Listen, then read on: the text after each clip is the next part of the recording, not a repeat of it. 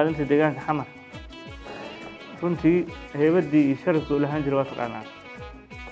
annaga waxaan rabnaa heybadii iyo sharafkii uu lahaa inuu soo noqdo inaad noqotaan dadka bulshada u adeegaya dadka u khidmaynayay u naxayay isla markaana howlahan aad wadaan in lagu daro daacadnimo soomaalinimo iyo ilaah ka cabsi shacabku waxay ka aaminsan yihiin dad un meeshaas u joogo inay hunguri iyo lacag yar ka qaataan oo hawshii loo igmaday oo ahayd dadkii nidaamkii dowladda hoose ma sameeyaan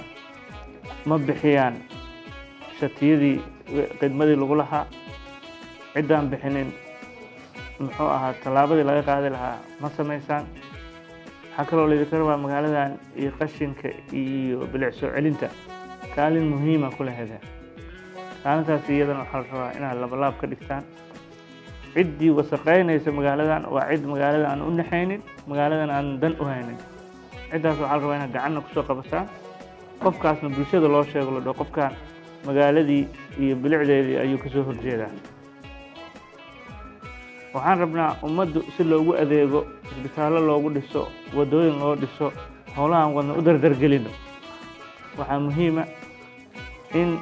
canshuurta qof walba ku waajibtay inuu bixiyo canshuurta la bixinayay dadkii la rabay inay dabagal ku sameeyaan waa idinka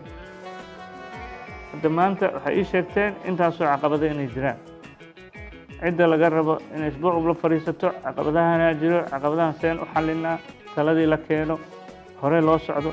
isbuuc walba wax walba ku ballantaan oo qoraal ah oo dhammaystiran aad noo soo gudbisaan waxay sahlaysaa nidaam dowladnimo iyo in wax walba noo hagaagaan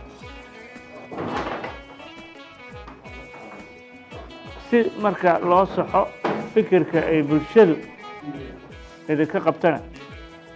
waxay ku xirantahay idinka iyo sidaa u dadaashaan maanta wixii ka dambeeyo isla xisaabtanaa jiraayo isla xisaabtan dhab ah degmadaas intaasoo oo shati ah ku maqan intaasaa la bixiyey intaasoo dukaana shatigii la rabay maa shati kala goostay tallaabo in laga qaado waxaa kaloo la rabaa bilicda iyo nadaafadda ayagana oo ku celcelinaa in hal mar loo soo jeesto teeda kale ciidan ilaalin deegaan oo la yidhi intaasoo qofaa ku qoran degmo hebel aniga kormeeraan ku tegaa taliya adigana waxaa lagaa rabaa kormeer joogtaa ta tagno ciidanka ma joogaan waa maqan yihiin ama ciidanaan jirin mishaar qaadanayo waqtigeeda waa dhammaaday marka waxaa idinka rabnaa inaad laba laabtaan isbuuca dambe iyo sabtigana wixii aan ku ballannay